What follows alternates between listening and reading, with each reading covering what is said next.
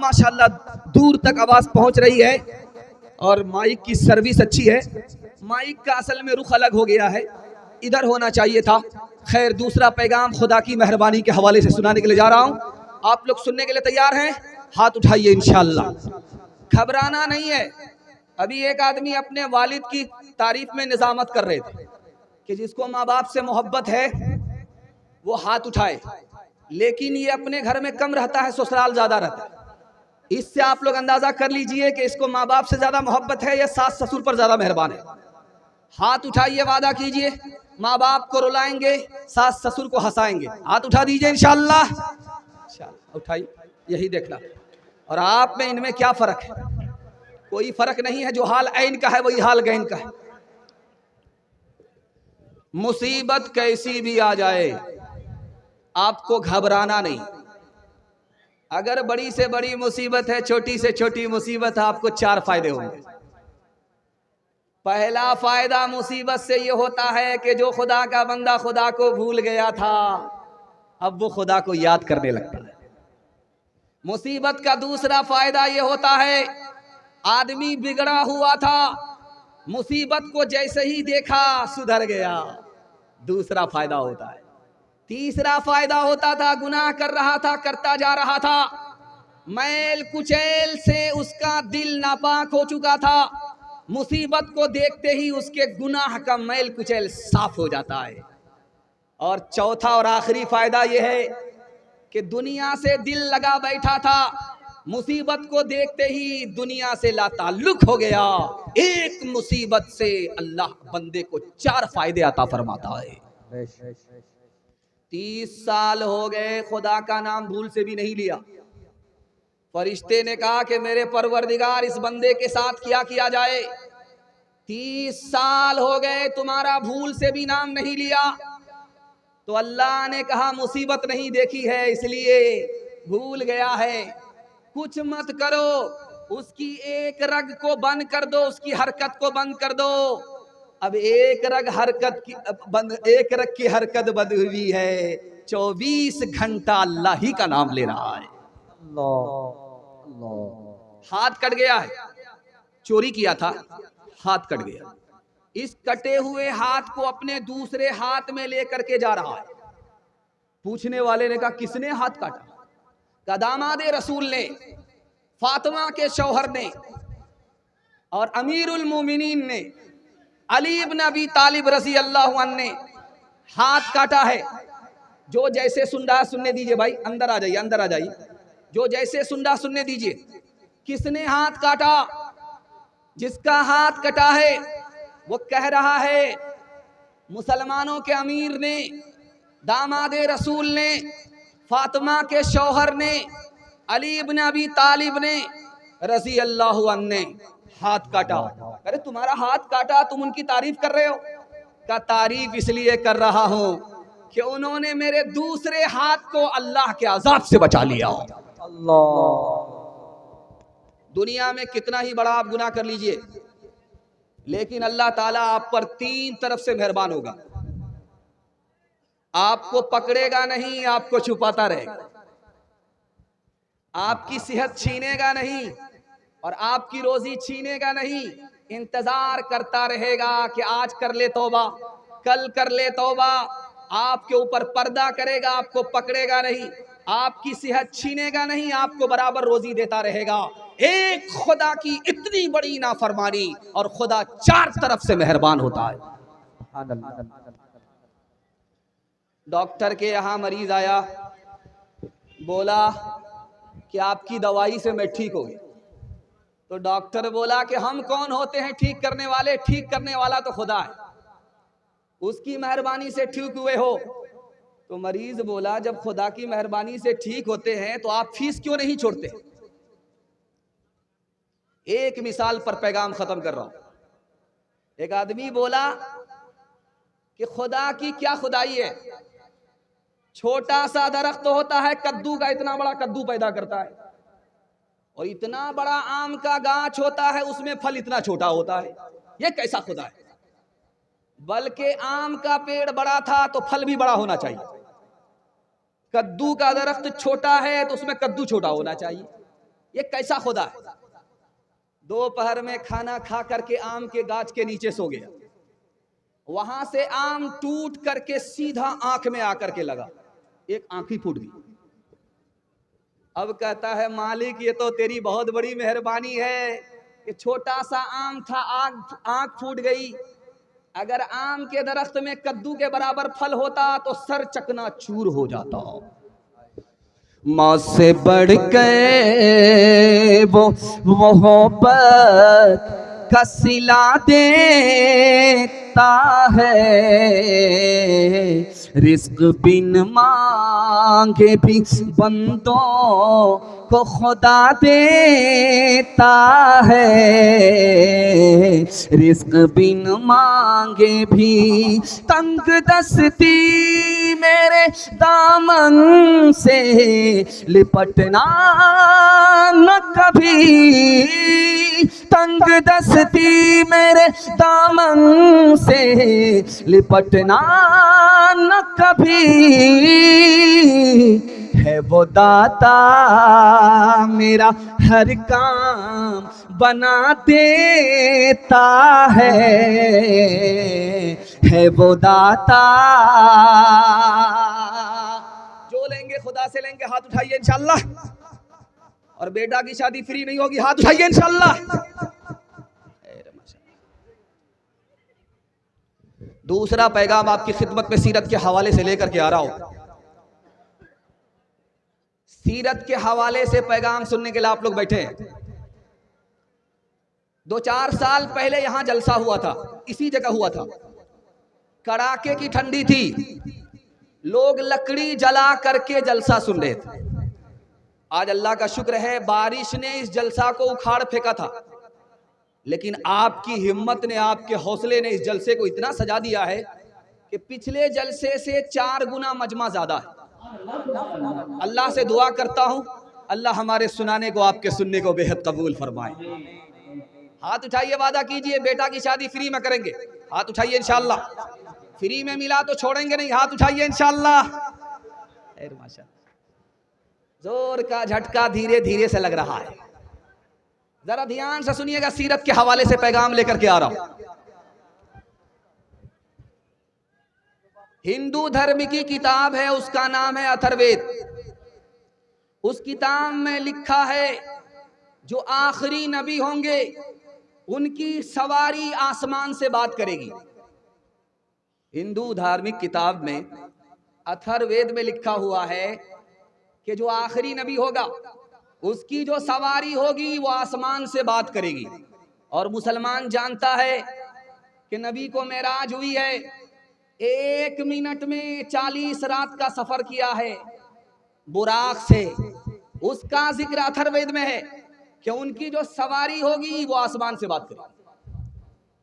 दूसरा नमूना लिखा है अथर्ववेद में, घंटों का झगड़ा मिनटों में हल कर देंगे। आपको ये मालूम है हजरे अस्वद रखा जा रहा था तो झगड़ा खड़ा हुआ, कौन रखेगा? मैं रखूंगा, तुम नहीं रखोगे, ये झगड़ा चल रहा था। नबी ने हजरे अस्वद को चादर में रखा, सबसे कहा कि चादर को थाम लो, सब मिल करके हजरे अस्वद को हजरे अस्वद की जगह रख दो। घंटों का झगड़ा मिनटों में हल कर दिया। अथर्ववेद में लिखा हुआ। भागवत पुराण में लिखा हुआ है कि जो आखिरी नबी होगा वो गुफा में जाएगा और परशुराम से तालीम हासिल करेगा। हमारी किताब में लिखा है कि गारे हिरा में नबी गए, जिब्रील से कुरान लिया। भागवत पुराण में भी यही लिखा हुआ है कि नबी गुफा में जाएंगे और परशुराम से तालीम हासिल करेंगे। तुलसीदास जी एक बहुत बड़े दास गुजरे हैं, उन्होंने कहा कि जो आखिरी नबी होगा इससे पहले इतना खूबसूरत कोई बच्चा पैदा ही नहीं हुआ, और जब वो पैदा हो गए तो कयामत तक कोई बच्चा इतना खूबसूरत पैदा हो ही नहीं सकता। कबीर दास ने कहा, चाहे रहमान हो, चाहे रहीम हो, चाहे राम हो, चाहे रहीम हो, उसके नाम का अदद लीजिए, उसको 4 से गुना कीजिए, 2 से जोड़ दीजिए, फिर 5 से गुना कीजिए, 9 से भागा लगाइए, फिर 2 को जोड़ दीजिए, 20 से भागा लगाइए तो आपको 92 का आदद मिलेगा। 92 का आदद मोहम्मद के नाम का आदद है। चाहे राम हो चाहे रहीम हो, अल्लाह ने मोहम्मद को हिंदू मुसलमान दोनों के नाम में छुपा दिया है। ये आपने देखा होगा लाल किला, इसमें जनरेटर की लाइट नहीं होती थी, उसमें किरासन तेल डाला जाता था तो डिबिया जलता था। जब तूफान आया तो रोशनी बुझ गई। अकबर की आंख खुली तो देखा कि अंधेरा ही अंधेरा, हाथ भी नजर नहीं आ रहा था। अकबर घबरा गया, बीरबल को बुलाया। बीरबल ने कहा कि हुजूर क्यों घबरा रहे हो? कहा कि मैं जब सोया था तो रोशनी थी और सो करके जो उठा अंधेरा ही अंधेरा था। मुझे अंधेरा देख करके कब्र का अंधेरा याद आ गया, इसलिए घबरा रहा हूं। बीरबल कितना बड़ा आशिक रसूल था, सुनाने के लिए जा रहा हूं, इस पर पैगाम को खत्म कर रहा हूं। बीरबल ने कहा हुजूर आप घबराते क्यों हैं? जब नबी जमीन के ऊपर थे तो उजाला जमीन के ऊपर था, जब नबी कब्र के अंदर गए तो उजाला नीचे चला गया है। मुसलमान की कब्र में अंधेरा होता ही नहीं है। जो अकबर कांप रहा था वो मारे खुशी के खड़ा हो गया। हाथ उठाइए, वादा कीजिए हर काम पहले होगा, हज उम्रा बाद में करेंगे इंशाअल्लाह। अदद निकालो हर चीज के चौगुन कर लो भाई, 2 मिलाकर 5 गुण कर लो, 2 मिलाकर 5 गुण कर लो। फिर 20 का भाग लगाए, 20 का भाग लगाए, बाकी बचे को 9 गुण कर लो, फिर 2 उसमें और मिलाए। कहत कबीरा सुन भाई साधु, नाम मोहम्मद के आए, नाम मोहम्मद के आए। बातिल हर एक दौर में होगा ज़लीलो ख़ार, बातिल हर एक दौर में होगा ज़लीलो ख़ार। कायम सदा रहेगी शरीयत रसूल की, अल्लाह खुद ही करता है मिदहत रसूल की। दूसरा पैगाम सुन्नत के हवाले से आपकी खिदमत में लेकर के आ रहा हूं। आप तो इस तरह मुझको देख रहे हैं, लग रहा कि पहली मर्तबा देख रहे हैं, और इतना घूर घूर कर देखेंगे तो हमको नजर लग जाएगी, और आपकी नजर से बचने के लिए हम काला कपड़ा पहन करके आए। हम भी आपसे बड़े जादूगर हैं। तीसरा पैगाम आपकी खिदमत में सुन्नत के हवाले से सुनाने के लिए जा रहा हूं, बहुत ध्यान से सुनिएगा, तेजी के साथ निकल जाएगा। इस हिंदुस्तान में 3 समाज तरक्की कर रहा है, उसमें मुसलमान नहीं। 3 समाज को तरक्की हो रही है, उसमें मुसलमान नहीं है। पहला समाज मरवाड़ी समाज, तरक्की के आसमान को छू रहा है। गुज्जर समाज तरक्की के आसमान को छू रहा है। महता समाज तरक्की के आसमान को छू रहा है। जानते हैं क्यों? 2 वजह से मरवाड़ी समाज को तरक्की है, आसमान को छू रहा है। गुज्जर को तरक्की है, आसमान को छू रहा है। महता को तरक्की है, आसमान को छू रहा है। जानते हैं क्यों? 2 वजह से। जब मरवाड़ी के यहाँ झगड़ा होगा वो अदालत में नहीं जाएगा, वो समाज में घर में बैठ करके हल कर लिया जाता है। अदालत में इसलिए नहीं ले जाते कि पैसा अलग बर्बाद होगा, वक्त अलग बर्बाद होगा। पैसा तो वापिस आ जाएगा, लेकिन जो वक्त चला गया वो कभी वापिस नहीं आएगा। और दूसरी वजह जानते हैं, मरवाड़ी समाज को तरक्की है, महता समाज को तरक्की है, गुज्जर समाज को तरक्की है। उसमें कोई भी अगर नीचे गया सब लोग मिल करके उसको संभालते। उसमें 1 मर्तबा कोई नीचे जाएगा 100 मर्तबा संभालेंगे। उसको अपने हाल पर नहीं छोड़ेंगे, उसकी मदद करते रहेंगे। इसलिए उनको तरक्की है, आसमान को छू रहे हैं। और मुसलमानों का झगड़ा घर में हल होता ही नहीं है, सीधा अदालत में जाता है। एक एक जिला में डोरी एक्ट का मुकदमा मुसलमानों का कितना है? 34 हजार सिर्फ डोरी एक्ट मुकदमा है। इस घर को आग लग गई घर के चराग से। मरवाड़ी समाज, मेहता समाज, गुज्जर समाज सबको लेकर के चल रहा है, सबकी मदद करके चल रहा है, सबको एक साथ से रखी है। आप वकील से जाकर के डिस्ट्रिक्ट कोर्ट में पूछ लीजिए, मरवाड़ी समाज का मुकदमा आता है तो वो डायरेक्ट बोलेगा नहीं आता है, झगड़ा जरूर होता है, घर में बैठ करके वो हल कर लेते हैं, अदालत में लेकर के नहीं आते। और मुसलमानों का हाल ये है कि ये बगल में फूस वाला है, दूसरा मुसलमान पक्के का मकान बनाया, अब इस फूस वाले को खुजली शुरू होगी, इसको नींद आ ही नहीं रही, दूसरे के सुख से परेशान है। पहले खाता था नमक रोटी सोता था, जैसे ही दूसरे मुसलमान की बिल्डिंग को देखा इसकी नींद हराम हो। जहां कोई ऊपर गया उसकी टांग खींच करके नीचे करेंगे, बेटा इतनी जल्दी ऊपर जाने की जरूरत नहीं, बराबर में।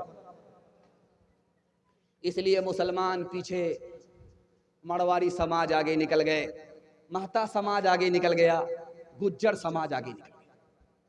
और इतना बड़ा मजमा है। एक बात मैं आपके सामने रखने के लिए जा रहा हूं, बहुत ध्यान से इसको सुनिएगा।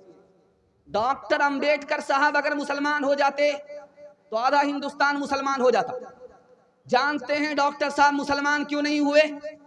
उन्होंने कहा कि मैं इसलिए मुसलमान नहीं हो रहा हूं, मुझे 80 में 100 में 80 मुसलमान शक्ल से मुसलमान ही नजर नहीं आ रहा है, इसलिए मुसलमान नहीं हुए। अगर हम शक्ल से मुसलमान होते, लिबास से मुसलमान होते, किरदार से मुसलमान होते तो डॉक्टर साहब जैसे लोग ईमान से महरूम नहीं होते।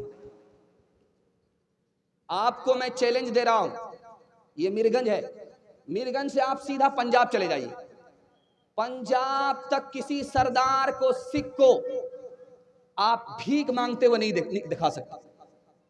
दिखाइए यहां से लेकर के वहां तक।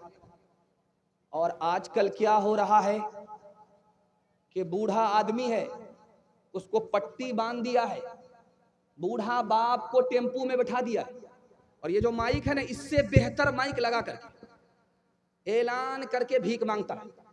जवान बेटा बूढ़े बाप को भिखारी बना करके टेम्पू में इससे भी ज्यादा स्टैंडर्ड माइक से बस्ती बस्ती भीख मांगता है, बेशर्मी के साथ। इसी तरह जुमा का दिन था, हट्ठा कट्ठा उल्लू का पट्ठा, भीख का कटोरा लेकर के कहता अल्लाह के नाम पर दे दो, अल्लाह के नाम पर दे दो, अल्लाह के नाम पर दे दो। एक आदमी बोला कि भीख मांग रहे हो या फुटबॉल खेल रहे हो? शर्म नहीं आती? भीख सर झुका करके मांगते, तुम सर उठा करके भीख मांगते हो। उसने कहा कि बात ये नहीं है, बात ये है कि मेरा दादा नेशनल फकीर था और मेरा बाप इंटरनेशनल फकीर है, ये मेरा खानदानी पेशा है, इसलिए भीख मांगता हूं। भिखारी खड़ा था, भीख मांग रहा था, हाथ चमका चमका करके, सर उठा उठा करके भीख मांग रहा था।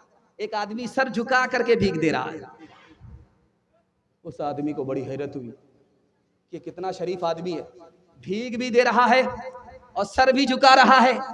एक बेशरम मैं हूं, सर भी उठा रहा हूं, हाथ भी उठा रहा हूं। उस आदमी ने कहा कि मेरे भाई साहब, तुम तो शरीफ आदमी हो, तुम भीख देने वाले हो, भीख लेने वाले नहीं हो, सर झुका करके भीख क्यों दे रहे हो? उसने कितनी प्यारी बात कही है, अल्लाह ऐसी अज़मत हम सबके दिल में दाखिल फरमाए। उसने कहा यार तुम तो भीख का कटोरा लेकर के अभी खड़े हुए हो, अल्लाह ने तुम्हारे वास्ते मेरी जेब में कल ही पैसा दे दिया। मेरा रास्ता रंगपुरा की तरफ निकल रहा था, मुझको बीरगंज की तरफ भेज दिया। असल तो मैंने उसका दिया हुआ पैसा दिया है, काम तो उसने बनाया, मुफ्त में मेरा नाम हो रहा था, इसलिए मैंने सर उठा करके भीख नहीं दिया, सर झुका करके भीख दिया है। शर्म न हमको आ सकी देख अपने आमाल, शर्म न हमको आ सकी। देख अपने आमाल, कभी तो इतना सोचता, कभी तो इतना सोचता, काहे हुआ ज़वाल, काहे हुआ ज़वाल। अल्लाह और रसूल पर है जिसका ईमान, अपने मन की सब करे, अपने मन की सब करे, वो कैसा इंसान, वो कैसा इंसान। गैरों के जैसी है सूरत तुम्हारी, तुम हो मुसलमान नरिया के नारी, तुम हो मुसलमान नरिया के नारी। खतरे में है तेरे, खतरे में है तेरे मजहब की शान। हरे मुसलमान, हरे मुसलमान, हरे मुसलमान, हरे मुसलमान। फिल्मी चलन से तुम्हें दोस्ती है, कौले मोहम्मद से क्यों दुश्मनी है। कासिर खुदा का, कासिर खुदा का यह है इम्तिहान। हरे मुसलमान, हरे मुसलमान। हाथ उठाइए, वादा कीजिए नबी की सुन्नत को ढूंढ ढूंढ करके जिंदा करेंगे इंशाअल्लाह। बीवी से पूछ करके दाढ़ी रखेंगे, हाथ उठाइए इंशाअल्लाह। बड़ा मुश्किल काम होगा। तीसरा पैगाम आपकी खिदमत पर रखने के लिए जा रहा हूं। बड़ा अच्छा जलसा है, माइक भी अब काम करने लगा है। बूढ़ा माइक और जवान मुकर्रिर, इसको भी बाप से भेंट हो रही है, लेकिन ये काम कर रहा है। अल्लाह जज़ाए खैर दे। तीसरा पैगाम आपकी खिदमत पर रखने के लिए जा रहा हूं।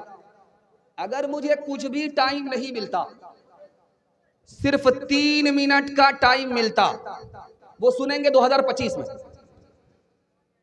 3 मिनट के लिए अगर मुझे टाइम मिलता, तो जो पैगाम मैं सुनाने के लिए जा रहा हूं वो सुना रहा हूं। अगर आप इसकी हिफाजत कर लेते तो हिंदू मुसलमान दंगा कभी हुआ नहीं है और जिंदगी में कभी नहीं होगा। सुनने के लिए तैयार हैं? एक बार हाथ उठाइए इंशाअल्लाह। दिल मिले या ना मिले, हाथ मिलाएंगे, हाथ उठाइए इंशाअल्लाह। तब तो बड़ा मुश्किल है, तब तो फिर बहुत मुश्किल। आप कन्या के भी मामू हैं, दूल्हा के भी मामू, दोनों तरफ से आप बोरो बन करके आए। ध्यान से सुनिएगा, ज्यादा अगर दायां बायां कीजिएगा जनाजा ही पढ़ा दूंगा। ध्यान से तेजी के साथ निकल जाएगा। हिंदुस्तान के बहुत बड़े वजीर आजम थे, उनका नाम था मुरारजी भाई देसाई। उन्होंने मुसलमानों से कहा, उन्होंने मुसलमानों से कहा, मुसलमानों मुझे एक इमाम दे दो, मुसलमानों मुझे एक मुअज्जिन दे दो। कहा कि वजीर आजम आप तो हिंदू हो, आपको इमाम की क्या जरूरत है, आपको मुअज्जिन की क्या जरूरत है। मुअज्जिन तो मस्जिद में चाहिए, मुअज्जिन और इमाम तो मस्जिद को चाहिए। आप तो वजीर आजम हो, हिंदू हो, आप इमाम क्यों मांग रहे हो, आप मुअज्जिन क्यों मांग रहे हो। वजीर आजम ने कितना प्यारा जवाब दिया।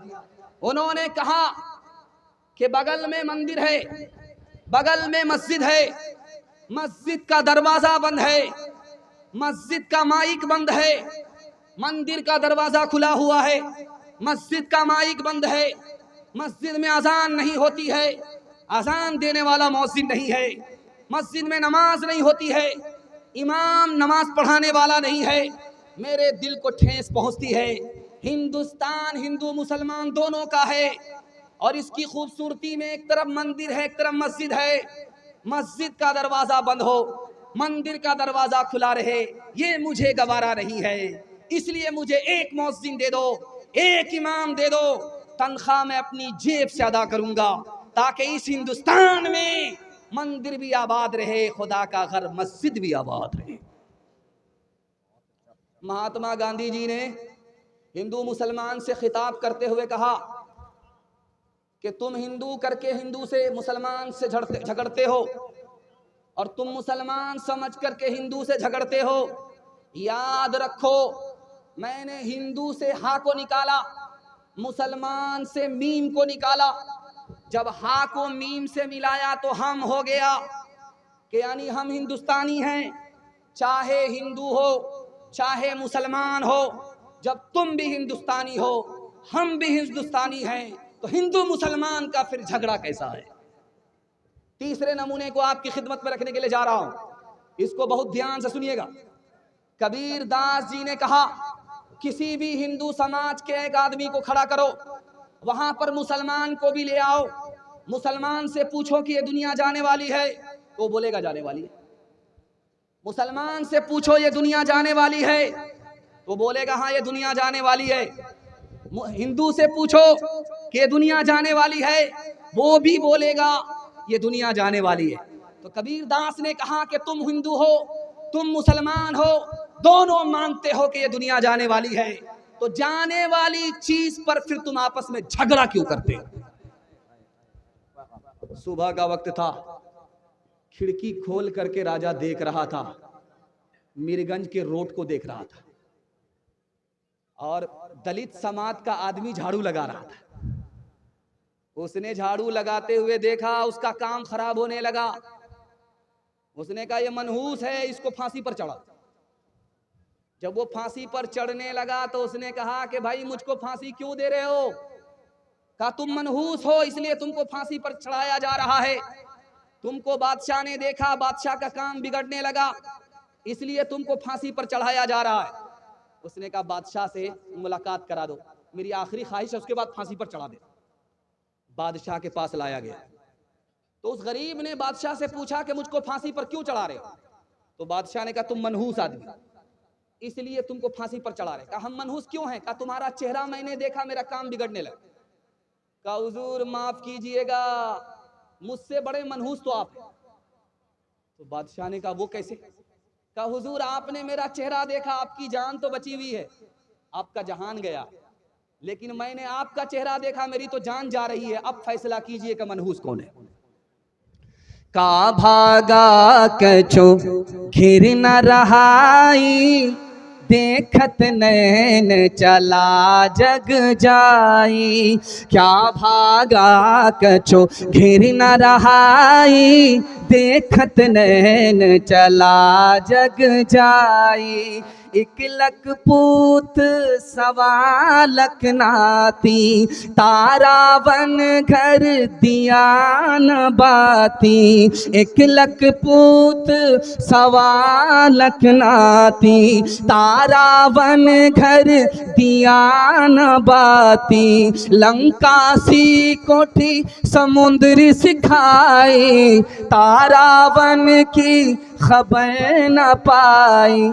कहत कबीरा अंत की बारी, हाथ झाड़ जैसे चले जुआरी। कहत कबीरा अंत की बारी, हाथ झाड़ जैसे चले जुआरी।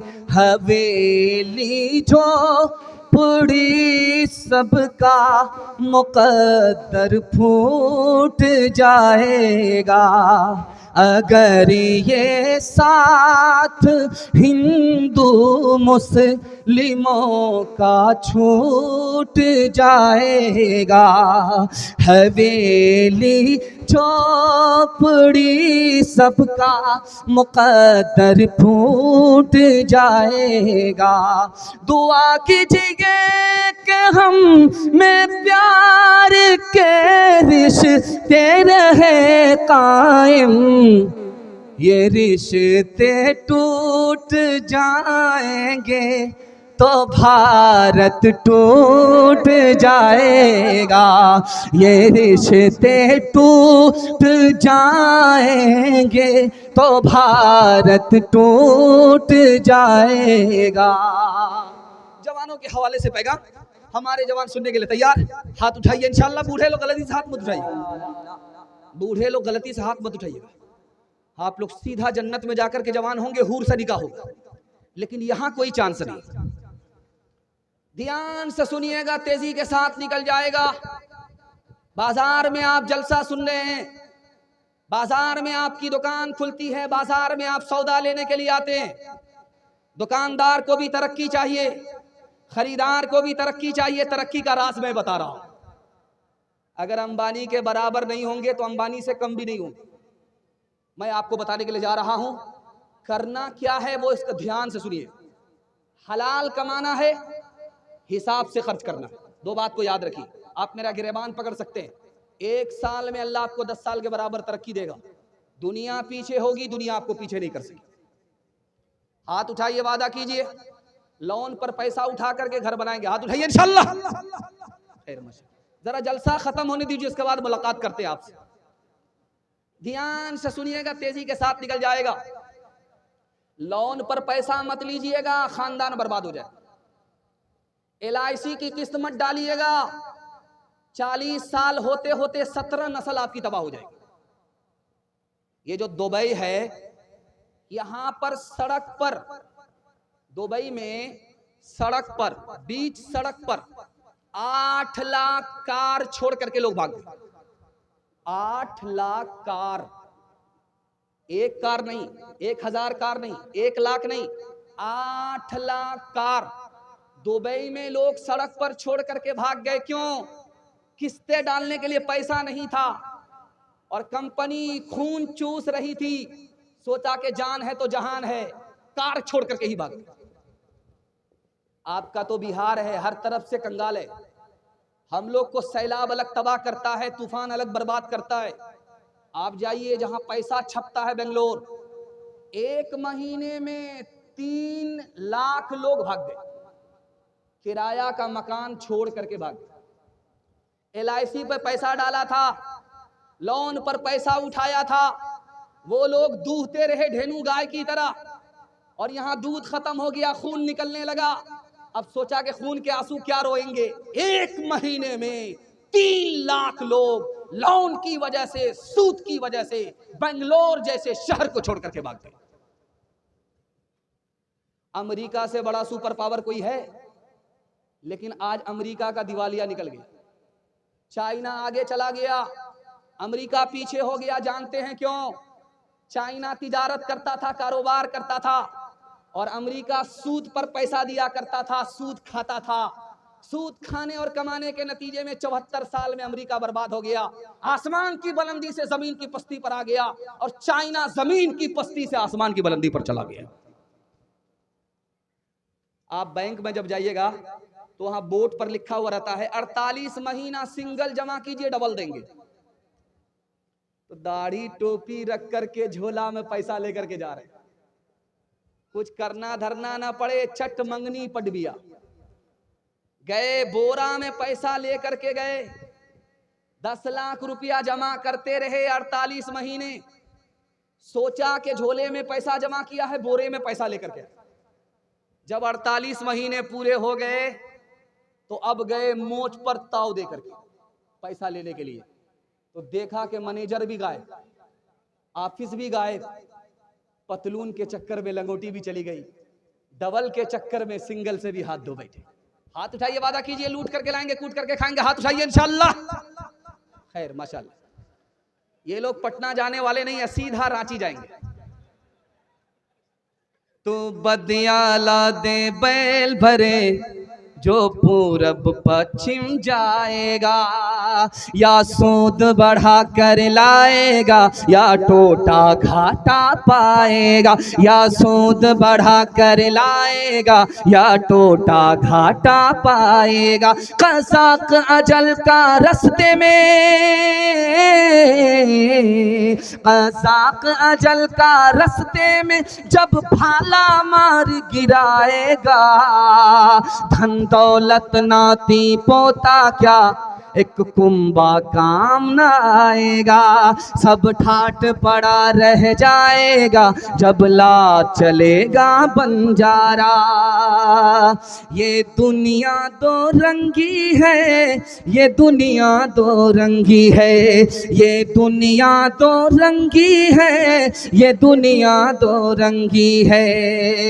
एक तरफ अंधी दौलत की पागल ऐश परस्ती, एक तरफ जिस्मों की कीमत रोटी से भी सस्ती, एक तरफ है सोना गाछी, एक तरफ है सोना गाछी, एक तरफ चौरंगी है, ये दुनिया दो रंगी है, ये दुनिया दो रंगी है।